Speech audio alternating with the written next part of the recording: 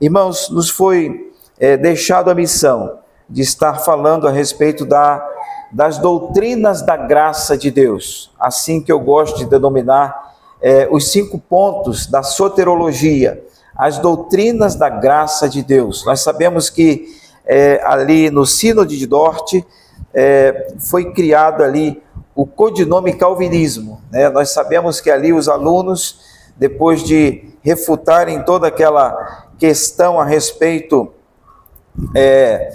de serem questionados a respeito dos pontos da soterologia, ao final do sínodo nasceu ali o calvinismo, né? Nós sabemos que Calvino já estava morto e os homens criaram esse codinome, mas nós sabemos que as doutrinas da soterologia, elas são doutrinas bíblicas, e nós vamos ver isto à luz da palavra de Deus, para que nós não venhamos, muitas vezes, viver com algumas questões dos homens que são postas sobre as nossas vidas, que por vezes atrapalham o avanço do Evangelho.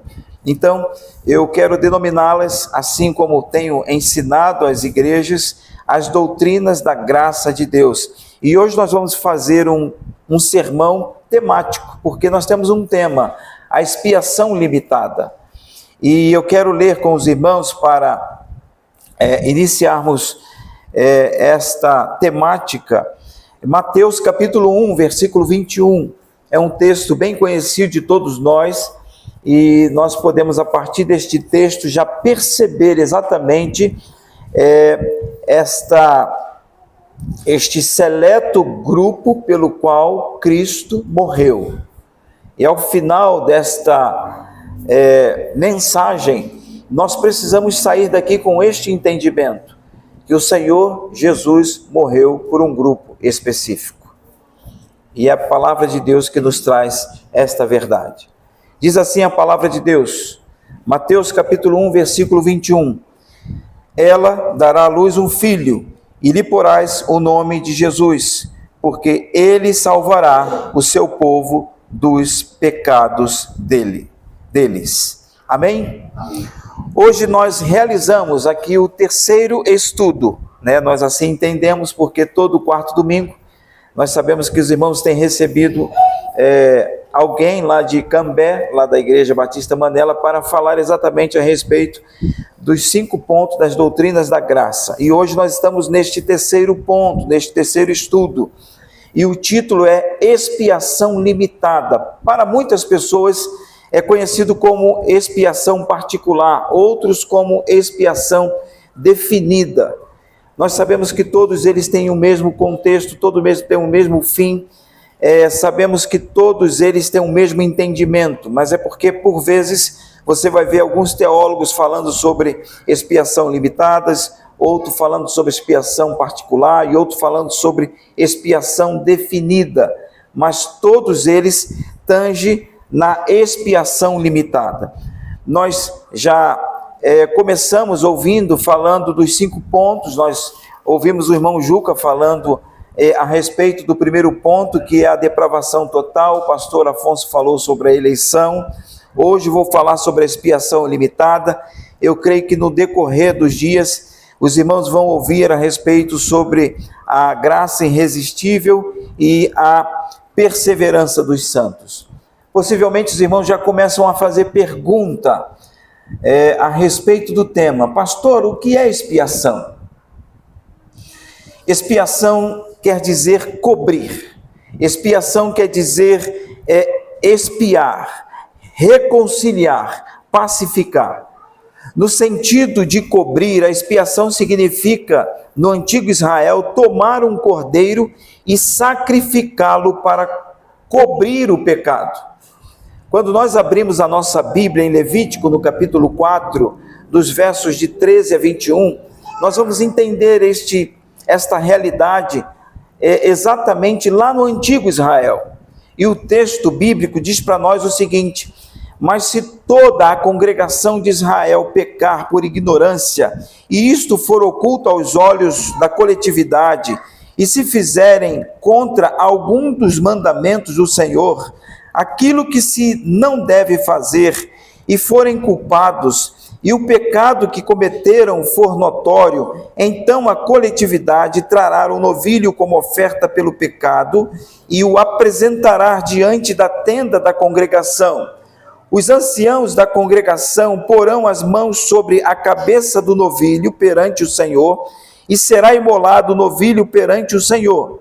Então o sacerdote ungido trará do sangue do novilho a tenda da congregação, molhará o dedo no sangue e o aspergirá 7 vezes perante o Senhor diante do véu. E daquele sangue porá sobre os chifres do altar que está perante o Senhor, na tenda da congregação, e todo o restante do sangue derramará à base do altar do holocausto, que está à porta da tenda da congregação. Tirará do novilho toda a gordura e o queimará sobre o altar, e fará a este novilho como fez ao novilho da oferta pelo pecado. Assim lhe fará, e o sacerdote por eles fará expiação, e eles serão perdoados. Depois levará o novilho fora do arraial, e o queimará como queimou o primeiro novilho. É oferta pelo pecado da coletividade. Queridos irmãos, esse sacrifício do Antigo Testamento, assim como os demais sacrifícios do Antigo Testamento, eles vão apontar para a cruz de Cristo. Eles estão o tempo todo apontando para aquilo que haveria de vir. E por muitas vezes, quando nós lemos o Antigo Testamento sem este entendimento, nós ficamos assombrados. Parece um culto de religiões ocultistas, né? Que sacrifica animais, que vai aspergir sangue, que vai entrar no templo. Mas quando nós olhamos, queridos irmãos, para o antigo Israel, quando nós olhamos para o culto da antiga aliança, nós precisamos entender que todo este culto, ele está nos direcionando àquele grande sacrifício que seria feito na cruz do Calvário.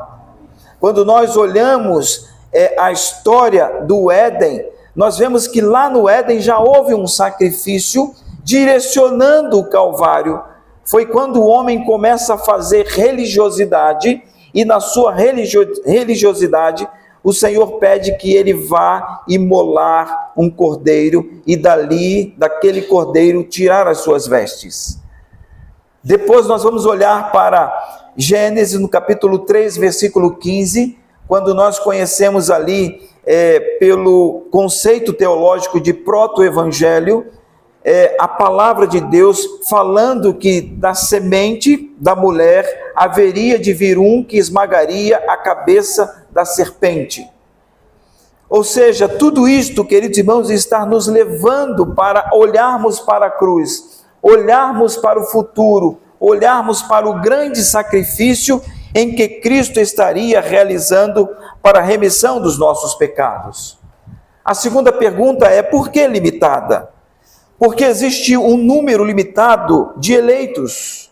O plano de redenção não é um plano inclusivo. Eu gostaria de ter um copinho d'água aqui, por favor. O plano de redenção, queridos irmãos, não é aquilo que nós chamamos de um plano inclusivo. E por vezes nós ficamos a imaginar e oramos: Senhor, obrigado porque o Senhor me incluiu. Ele te elegeu, Ele te escolheu.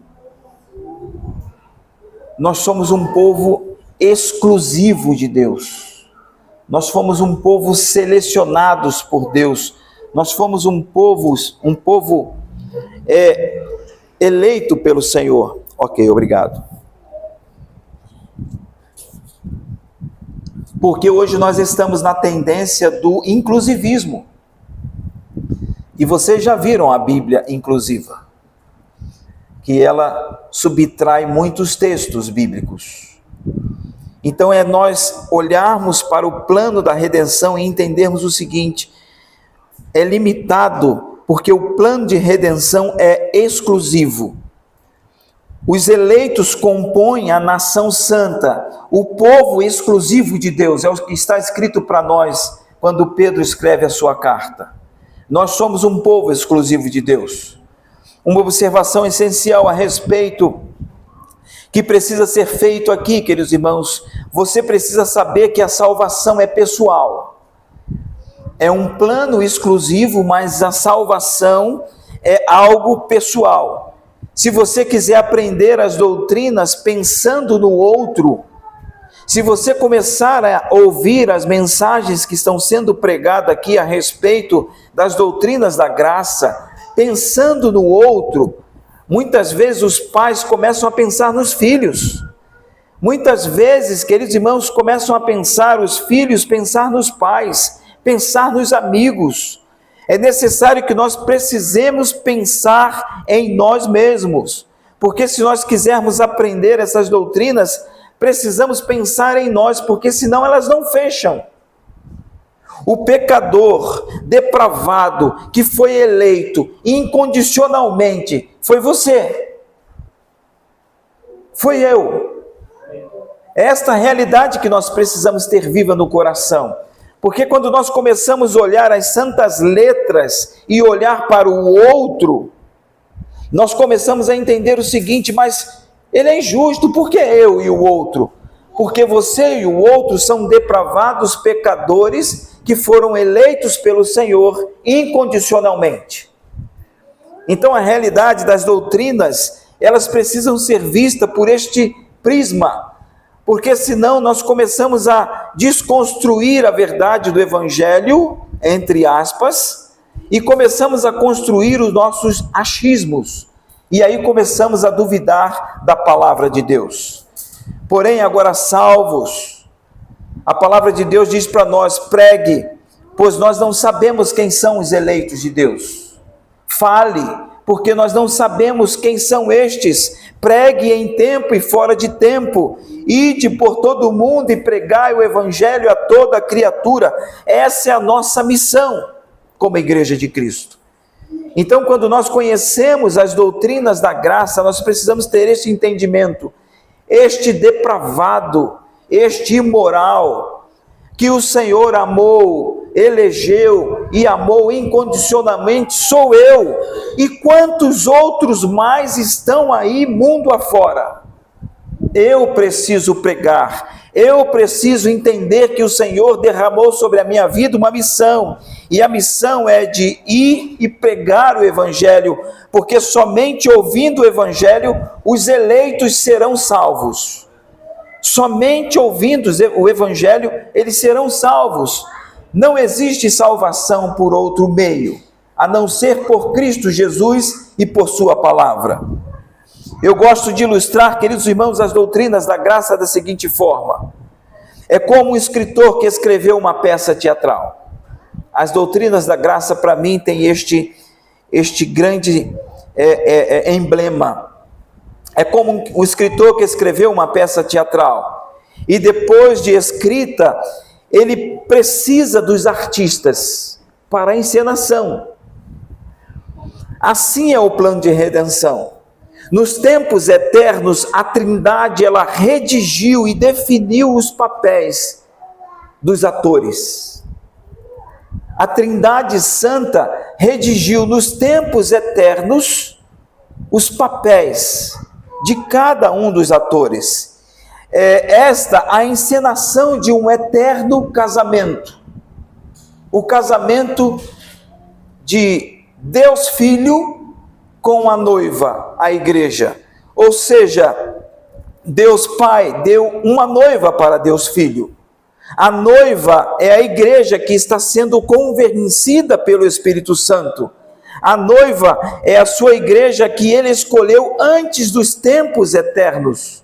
O Espírito Santo veio selar esse matrimônio, e toda obra de redenção é uma festa realizada para a glória de Deus. Vocês conseguem compreender isso? É um casamento, e nós sabemos que este casamento, ele glorifica a Deus. É um casamento que exalta o nome de Deus. E quando nós abrimos as nossas Bíblias, em Efésios, na carta do apóstolo Paulo, à igreja de Éfesos, no capítulo 1, eu creio que os irmãos já leram a respeito deste tema, os irmãos vão perceber exatamente esta grande festa, que não acontece neste tempo, que não acontece a partir do sínodo de Dort, acontece antes dos tempos eternos, aonde a Trindade Santa reunida estava, e ali eles estão redigindo o plano redentivo. E o texto diz assim para nós, Efésios capítulo 1, versículo 3 em diante: as bênçãos de Deus em Cristo, autor da nossa redenção. Bendito o Deus e Pai de nosso Senhor Jesus Cristo, ou seja, aqui é Deus Pai, o Pai da noiva. É o Pai que está aqui, o Pai do noivo, quer dizer, o Pai do noivo está aqui. E Ele está aqui, bendito Deus e Pai de nosso Senhor Jesus Cristo, que nos tem abençoado com toda a sorte de bênção espiritual nas regiões celestes em Cristo, celestiais em Cristo. Assim como nos escolheu nele antes da fundação do mundo, para sermos santos e irrepreensíveis perante Ele em amor, nos predestinou para Ele, para a adoção de filhos, por meio de Jesus Cristo, segundo o beneplácito de sua vontade. Olha a festa aí, para louvor da glória de sua graça, que Ele nos concedeu gratuitamente no amado. Festa dos céus. O Deus Pai escolhendo homens pecadores, como o apóstolo Paulo vai dizer para nós lá, aqui mesmo em Efésios, no capítulo 2, se você olhar aí para o texto ao lado, vai dizer: Ele vos deu vida, estando vós mortos em vossos delitos e pecados. Estávamos mortos. O plano é antes dos tempos eternos, mas o nosso Deus é Deus soberano. Ele já sabia que o homem estaria cometendo este ilícito, e Ele não traça um plano B. Este plano é o plano eterno de Deus, é o único que tem, é o único plano de redenção, e Ele é regrado com festa, é regrado com glória, é regrado com exaltação. Continua o texto para nós, verso 7, agora é o Filho se apresentando para o resgate da noiva, o noivo se apresentando, no qual temos a redenção pelo seu sangue, a remissão dos pecados, segundo a riqueza da sua graça, que Deus derramou abundantemente sobre nós em toda sabedoria e prudência, desvendando-nos o mistério da sua vontade, segundo o seu beneplácito, que propusera em Cristo, de fazer convergir nele, na dispensação da plenitude dos tempos, todas as coisas, tanto as dos céus como as da terra. Nele, digo, no qual fomos também feitos heranças, predestinados, segundo o propósito daquele que faz todas as coisas conforme o conselho da sua vontade, a fim de sermos para louvor da sua glória. Olha a festa. Nós que de antemão esperávamos em Cristo. Ou seja, agora o noivo está sendo apresentado e de forma a glorificar o nome de Deus. O texto continua, agora é Deus Espírito, ou seja, a Trindade Santa trabalhando na obra de redenção. Em quem também vós, depois que ouviste a palavra da verdade, o evangelho da vossa salvação, tendo nele também crido, foste selado com o Espírito Santo da promessa, o qual é o penhor da nossa herança, até ao resgate da sua propriedade, em louvor da sua glória. É um casamento eterno, regrado com festa, regrado com música. A palavra de Deus diz para nós que a festa dos céus, quando uma alma se rende a Cristo. E esta festa é festa de glória, é festa de exultação. Nós aqui vemos, queridos irmãos, que o Espírito Santo selando a nossa vida, depois que ouvimos a verdade do Evangelho. Pregue. Eu não sei quem são os eleitos, Pregue, a missão é pregar, a missão é falar, a missão é externar esta verdade do Evangelho do Cristo vivo. Ou seja, queridos irmãos, com o nome dos eleitos pelo Pai na eternidade passada, Jesus Cristo veio a este mundo para realizar a salvação deles. O Espírito Santo veio selar com o penhor eterno. Não é algo perecível, é um penhor e é eterno. Não conseguimos nos escapar mais, não conseguimos mais fugir deste laço de amor, deste selo de amor, deste casamento. Não há divórcio no casamento do noivo com a noiva, da noiva, que é a igreja de Cristo, com Cristo. Não há divórcio. Não existe divórcio, não existe separação. Ouçam aqui essa verdade. A morte de Cristo é suficiente para salvar somente os eleitos. Ele poderia salvar todos? Poderia. Mas ela é suficiente para a salvação dos eleitos. Portanto, Jesus assegurou realmente a vida eterna para as suas ovelhas. Morreu por todos os que ele tinha sido, a ele tinha sido confiado pelo Pai. Ele morre exatamente por esses. Ele propiciou a ira de Deus, das demandas que eram exigidas. Ele cumpriu, como Filho de Deus, as demandas da lei, que eu e você não podíamos cumprir. Todos aqueles pelos quais Jesus morreu foram salvos, e serão salvos verdadeiramente por sua morte. Nenhum dos eleitos pelos quais Cristo morreu perecerá. Nenhum dos eleitos serão deixados para trás, né? Temos um filme que tem aí, né? Deixados para trás. Não existe possibilidade no entendimento da palavra de Deus, daquele que foi eleito, daquele que foi salvo, daquele que foi justificado, ser deixado para trás. Ele vai ser levado para habitar eternamente com Cristo nos céus. Existe, queridos irmãos, importância na morte e ressurreição de Cristo. A substituição vicária de Jesus Cristo pelos eleitos é o coração do Evangelho. Não perca isto de vista. Jesus Cristo morreu no lugar do pecador. As duas ordenanças que nós temos na igreja, ou seja, falam da expiação de Cristo. Os salvos em Cristo Jesus, eles baseiam sua salvação na expiação de Cristo. O tema da nossa pregação é a verdade de que Jesus Cristo morreu para salvar pecadores. Esse é o tema da nossa mensagem. Nós não podemos abrir mão disso. Nós não podemos negociar esta mensagem. Nós sabemos que existem algumas opiniões a respeito da expiação. Nós temos a expiação definida, esta que nós falamos, a expiação limitada, esta que a palavra de Deus nos dá base, esta que nós, como cristãos batistas reformados, cremos, e a expiação ilimitada, ou seja, a expiação indefinida.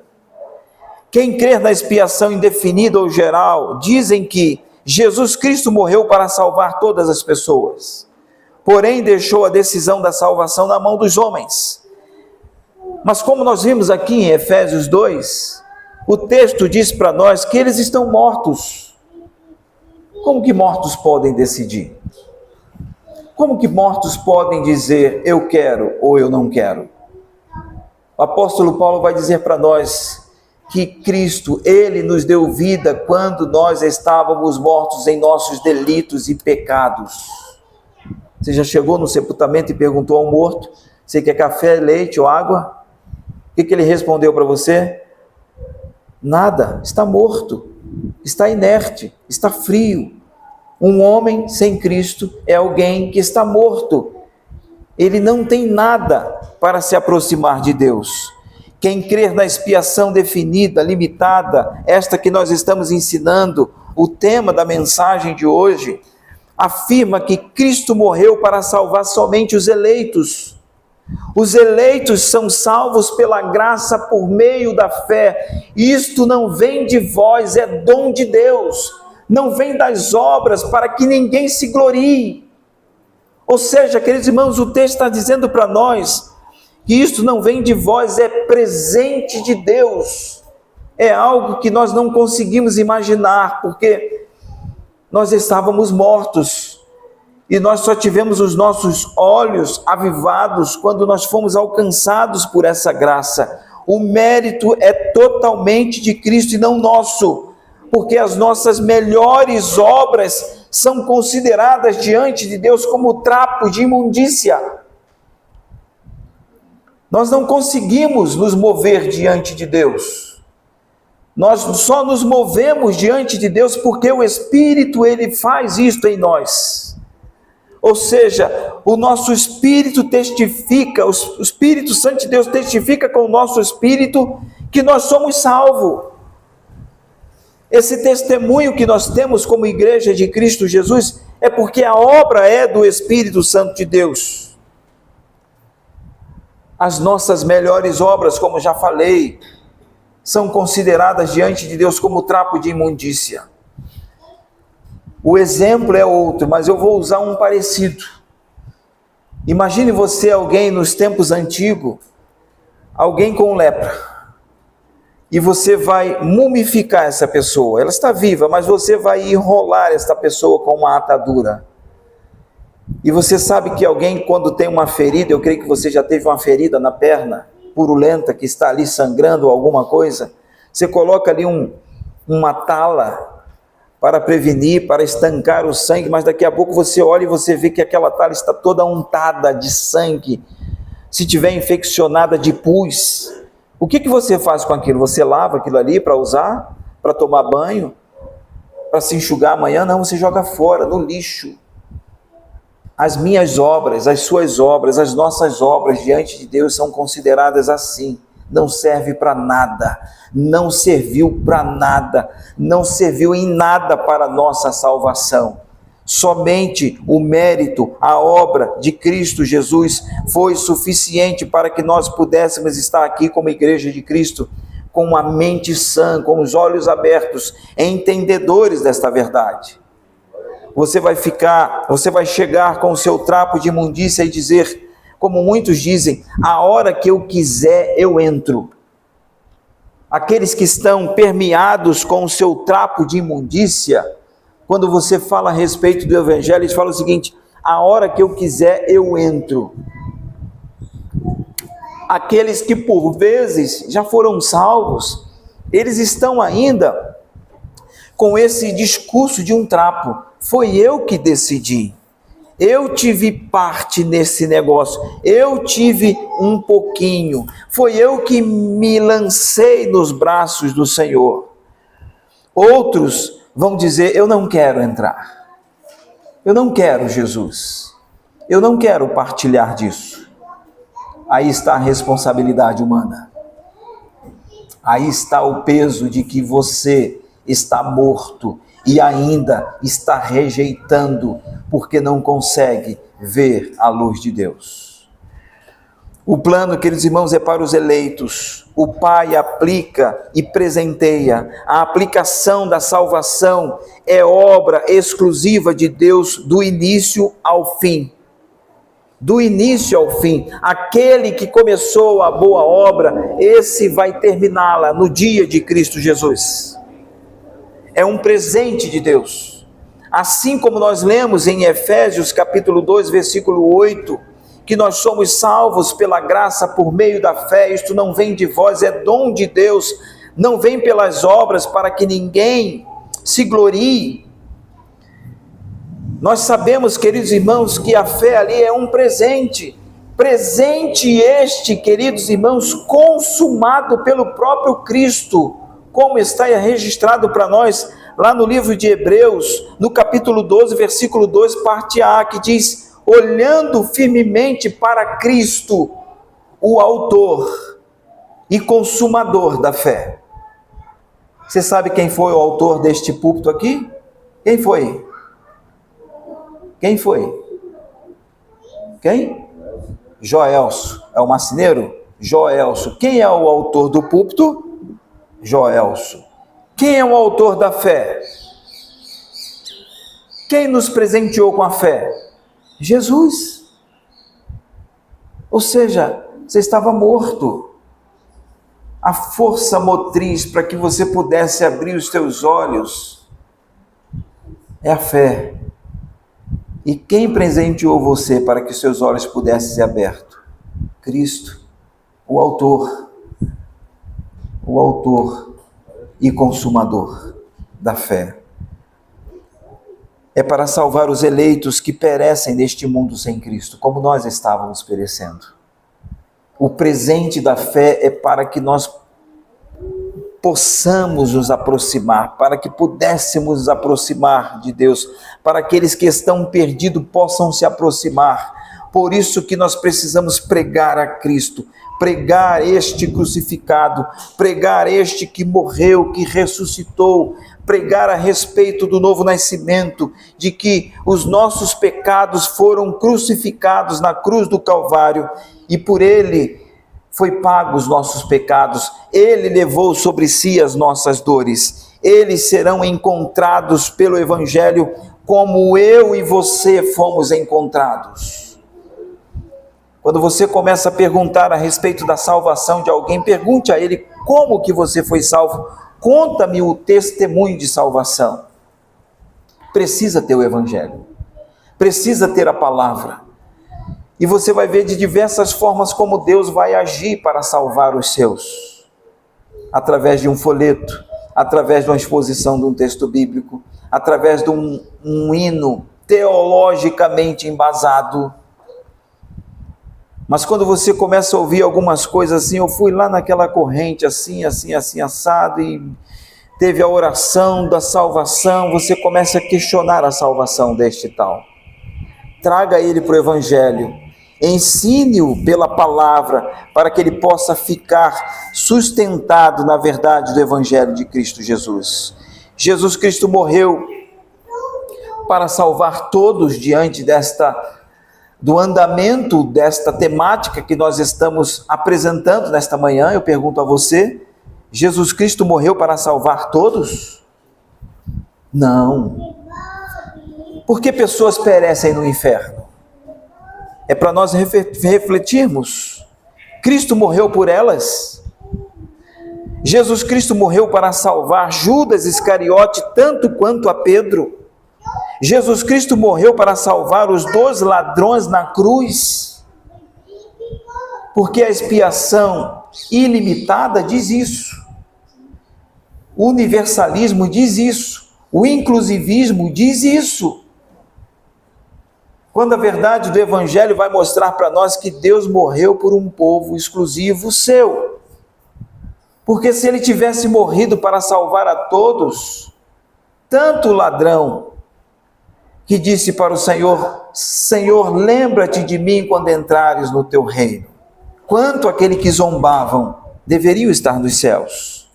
Será que Jesus morreu para salvar as pessoas do inferno tanto quanto as que estão nos céus? Será que Jesus morreu para salvar as multidões de pessoas que perecem na incredulidade, tanto quanto aqueles cristãos que estão hoje aprisionados por pregar a Cristo, por amar a Cristo, por sofrer por Cristo? É para nós pensarmos. Será que Deus vai cobrar o salário do pecado 2 vezes? Deus enviou o seu Filho para sofrer a pena do pecado, a morte na cruz por todos os pecadores, para depois cobrar a 2ª vez do próprio pecador no inferno. Será que vai ser assim? Será que você foi condenado e eu fui lá e indultei você? Eu dei a graça e veio lá um ministro e disse, não, você vai ter que cumprir a sentença da lei. Será que é isto que é salvação? Claro que não, queridos. Deus seria injusto se fizesse isso. A morte de Jesus Cristo seria ineficiente. Jesus Cristo, ele deu a si mesmo para salvar um povo exato, por um preço exato. A sua igreja, os seus eleitos, o seu povo.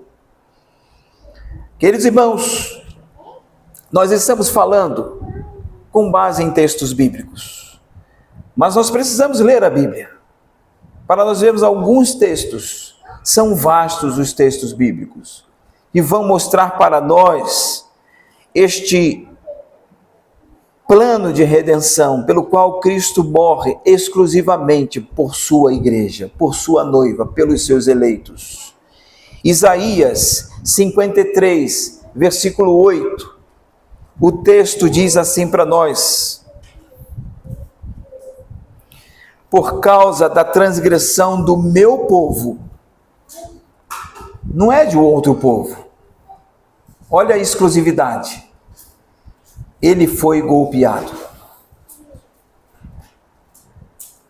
O texto que nós lemos no início, Mateus 1, 21, ele dará à luz um filho, e lhe porás o nome de Jesus, porque ele salvará o seu povo dos pecados dele.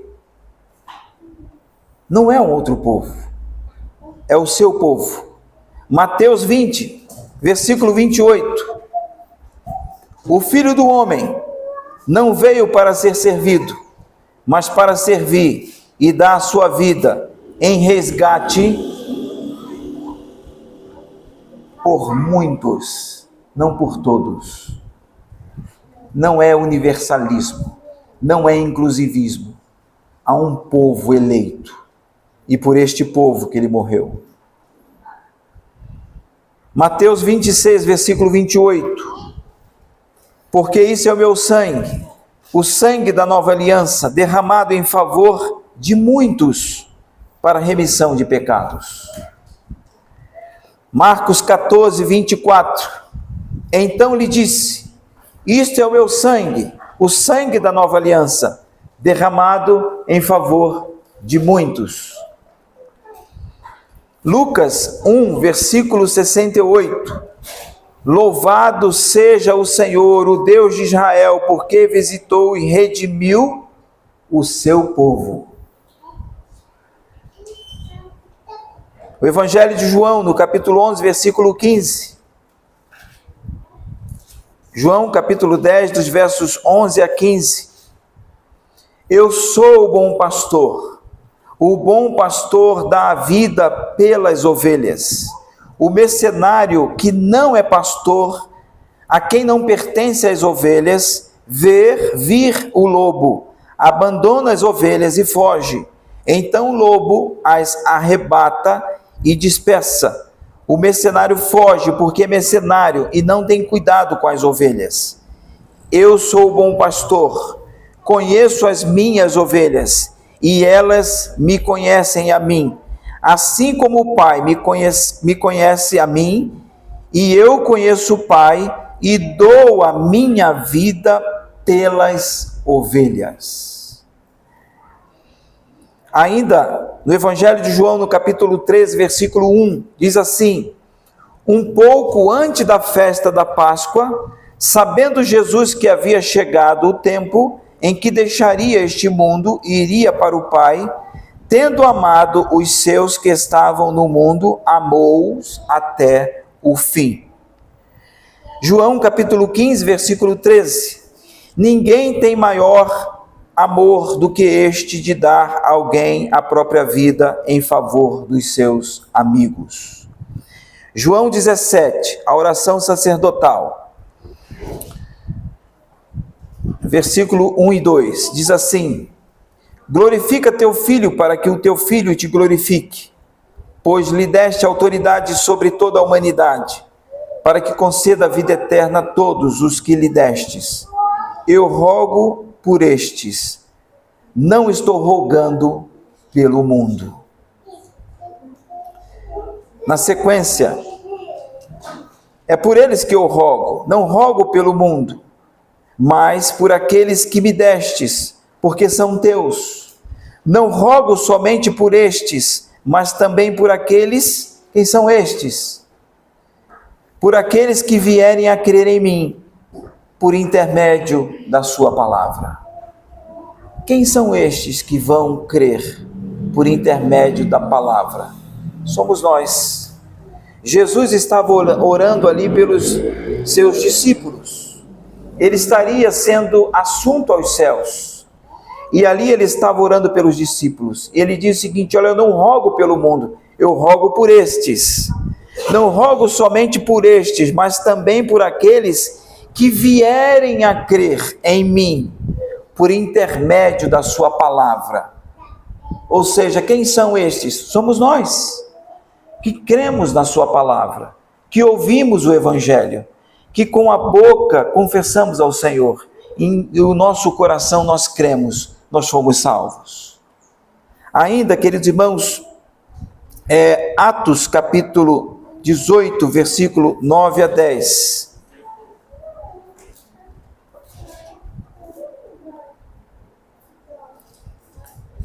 Teve Paulo durante a noite uma visão em que o Senhor lhe disse: não temas, pelo contrário, fale e não te cales, porque estou contigo, e ninguém ousará fazer-te mal, pois tenho muito povo nesta cidade. Nós temos outros textos mais para nós discorrermos com os irmãos. Vamos aqui em Romanos, capítulo 5, Romanos, capítulo 8, versículo 32 a 34.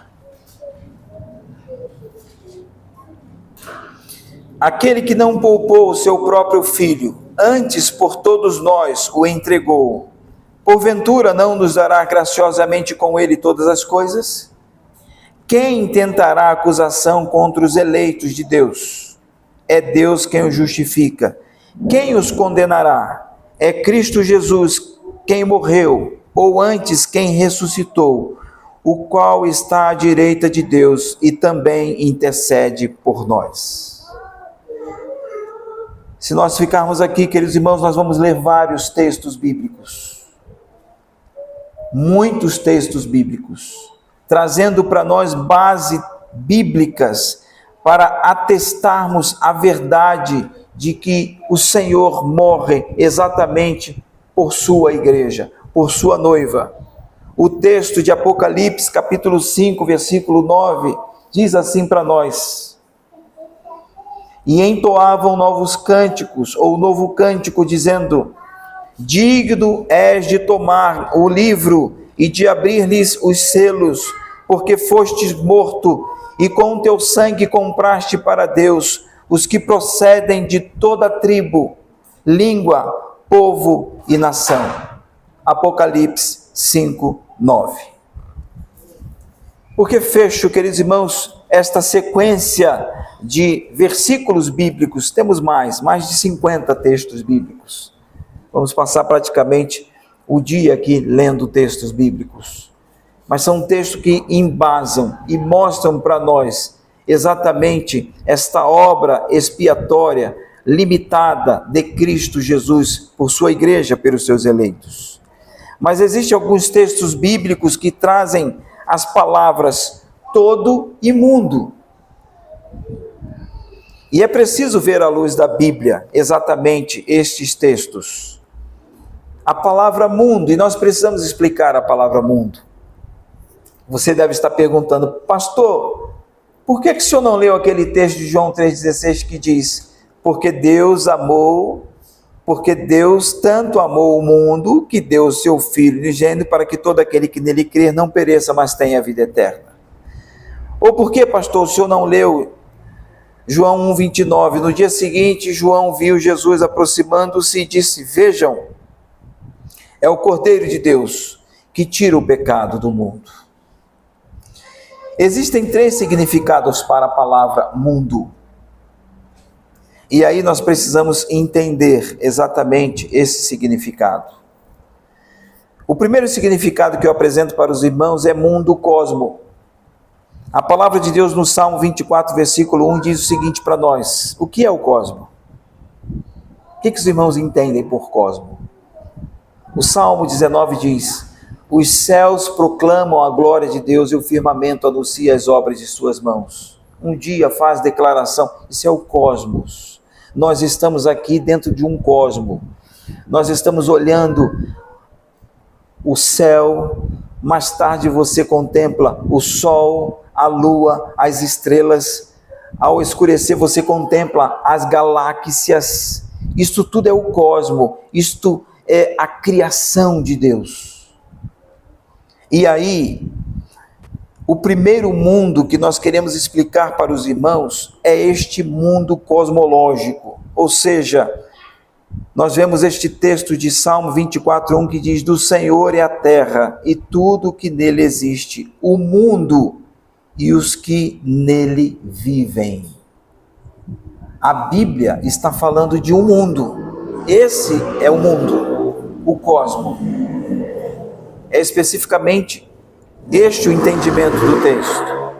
Existe um outro mundo, que é o sistema de pecado. Ou seja, é um sistema que está em rebelião contra Deus. O apóstolo Paulo, escrevendo aos Romanos, no capítulo 12, versículo 2, ele diz: não se amoldem aos padrões ou ao padrão deste mundo. Que mundo é este? É o mundo que jaz do maligno. Você já ouviu a palavra de Deus dizer que o mundo jaz do maligno? É esse sistema que Satanás coordena, é esse sistema que Satanás tem sobre o seu controle. É desse sistema que Paulo está dizendo à igreja de Roma: não vos amoldeis a este mundo, mas transformem-se pela renovação de suas mentes, para que sejam capazes de experimentar e comprovar a boa, agradável e perfeita vontade de Deus. Então nós estamos conseguindo ver agora o segundo mundo. O primeiro é o cosmo. A Bíblia fala sobre ele. O segundo, a Bíblia também fala, é esse sistema de pecado. Assim como na primeira epístola de João, no capítulo 2, versos 15 a 17, foi o tema da mensagem que preguei aqui da outra vez. Diz assim: não ame o mundo, nem o que nele há. Se alguém ama o mundo, o amor do Pai não está nele. Pois tudo que há no mundo, a cobiça da carne, a cobiça dos olhos e as ostentações dos bens, não provém do Pai, mas do mundo. O mundo e a sua cobiça passam, mas aqueles que fazem a vontade de Deus permanecem para sempre. Então nós vimos o primeiro mundo, o cosmo. Nós vimos o segundo mundo, o sistema em rebeldia contra Deus, que é o sistema de pecado impetrado por Satanás, que chegou lá no Éden e tirou o homem da presença de Deus e nos destituiu da glória de Deus. Este é o mundo. E existe uma outra palavra, mundo, que se relaciona com nações. É o texto de João 3,16. Porque Deus amou o mundo. É o texto, queridos irmãos, de Apocalipse, que nós acabamos de ler no final da sequência de textos. E entoavam novos cânticos, dizendo: digno és de tomar o livro e de abrir os selos, porque foste morto, e com teu sangue compraste para Deus os que procedem de toda tribo, língua, povo e nação. Ou seja, esse termo está ligado à nação. Este enfatiza que Deus ama mais de uma nação, porque por vezes no entendimento dos judeus, o Senhor era somente Senhor deles, mas o entendimento cristológico, o entendimento bíblico, o entendimento do plano de redenção é que Ele morreu para salvar pessoas de todos os povos, tribos, línguas e nações. A morte de Cristo na cruz não foi para somente os judeus, mas também para os gentios. O amor de Deus não se restringe a fronteiras nacionalistas, se estende a toda nação, tribo, cultura, língua e povos. Todo povo escolhido por Deus nessas nações. Todo povo escolhido por Deus em todas as nações. Então, por que Deus amou o mundo? Porque Ele tem os seus eleitos espalhados por todo o mundo. É para nós entendermos exatamente a palavra mundo. Ou seja, lá no Evangelho de João, no capítulo 4, versículo 42, o texto diz: e disseram à mulher: Agora cremos, não somente por causa do que você disse, pois nós mesmos o ouvimos e sabemos que este é realmente o Salvador do mundo. Neste texto, Jesus acabou de conversar com a mulher samaritana. Ela e seus compatriotas samaritanos reconheceram que Jesus não era somente Salvador dos judeus, mas Salvador do mundo.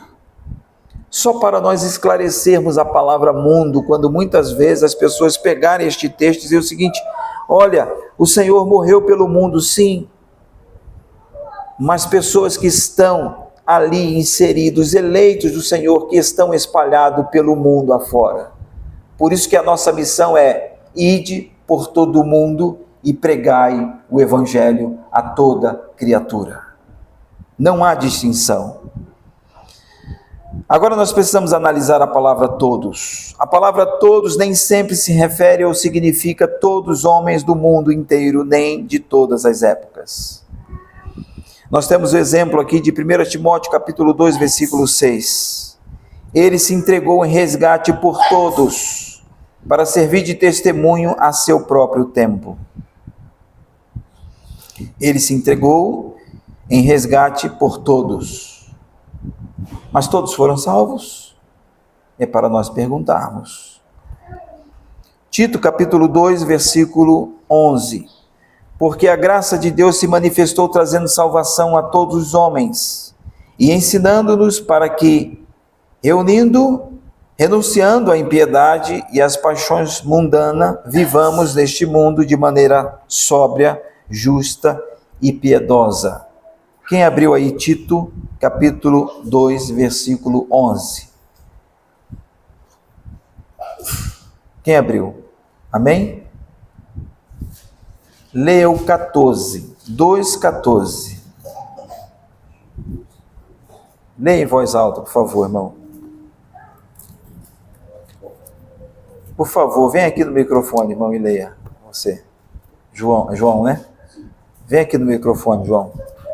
Está sendo transmitido e é legal que você lê. Mas consegue ouvir? Consegue registrar? A qual a si mesmo se deu por nós, a fim de remir-nos de toda iniquidade e purificar para si mesmo um povo exclusivamente seu, zeloso de boas obras. Opa! Morreu por todos, mas o texto continua, e no verso 14 diz que ele morreu por um povo o quê? Exclusivamente seu.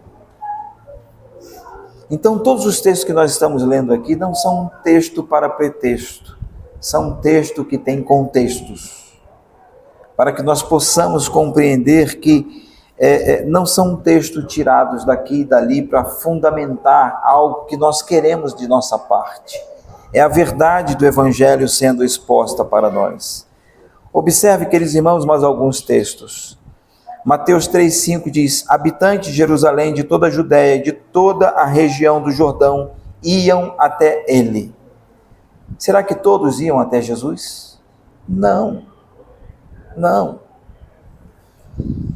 Mateus 14,35 diz: os homens do lugar o reconheceram e divulgaram isto por toda a região, e levaram-lhe todos os enfermos. Será que todos os enfermos foram? Não todos, alguns enfermos. João 12,32 diz: mas eu, quando for levantado da terra, atrairei todos a mim. Todos foram atraídos? Só os eleitos. Só os eleitos. Segundo aos Tessalonicenses, capítulo 2, versículo 9, diz: a vinda desse perverso é segundo a ação de Satanás, com todo o poder, com sinais e com maravilhas enganadoras. Satanás tem todo o poder? Não. Então, queridos irmãos, nós precisamos compreender que a palavra todos nem sempre se refere ou significa todos os homens do mundo ou todas as coisas. Não se refere a isso. Não se refere a todas as pessoas de todas as épocas, não se refere a todos inteiramente. É exatamente a força de expressão que muitas vezes nós usamos. Todos aqui são flamenguistas. Queria eu que todos fossem flamenguistas, mas temos o meu amigo Edson que é vascaíno, né? Mas eu posso dizer, todos nós somos salvos. Amém? Amém. É necessário entendermos, queridos irmãos, que por vezes alguns textos, se nós não olharmos eles à luz da Escritura e fizermos um estudo apurado do texto, nós entramos e distorcemos aquilo que é o plano de redenção da igreja de Cristo Jesus. A palavra todos tem que ser interpretada em um sentido limitado, como é usada em 1 Coríntios, capítulo 9, versículo 12. Para com os fracos, tornei-me fracos, para ganhar os fracos. Tornei-me tudo para com todos, para de alguma forma salvar todos. O texto termina dizendo o seguinte: para salvar alguns. Ele fez de tudo, ou seja, eu me fiz de fraco para ganhar os fracos, tornei-me tudo para com todos, para de alguma forma salvar alguns. Não foi todos.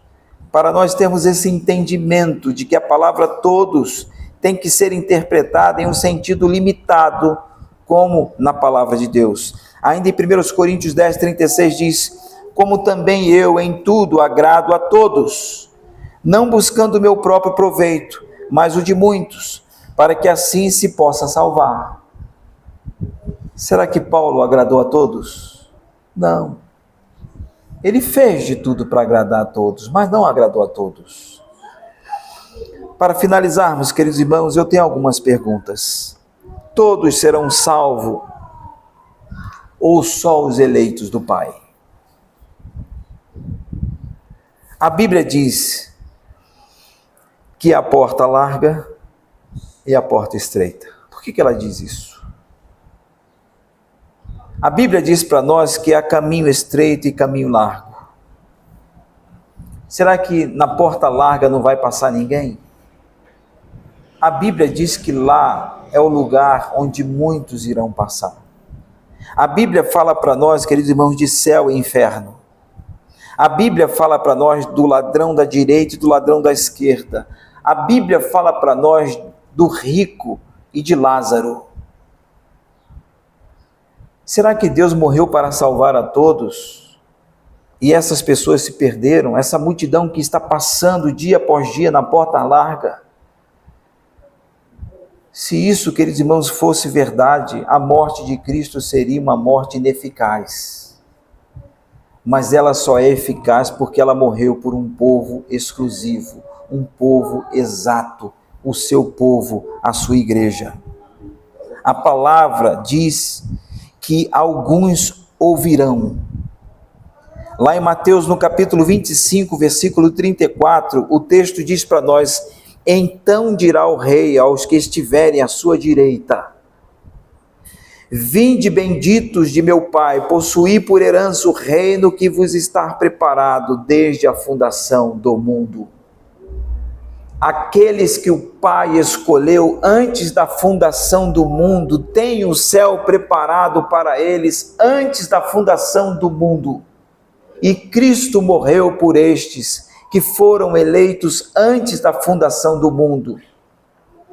Queridos irmãos, no grande dia em que Cristo vier para buscar a sua igreja, nós vamos ver os anjos subindo e descendo, nós vamos ver Cristo descendo com poder e glória, nós vamos ver muitas maravilhas, mas nós não veremos nenhum perdido à direita de Deus, somente os eleitos. É o que a palavra de Deus diz para nós.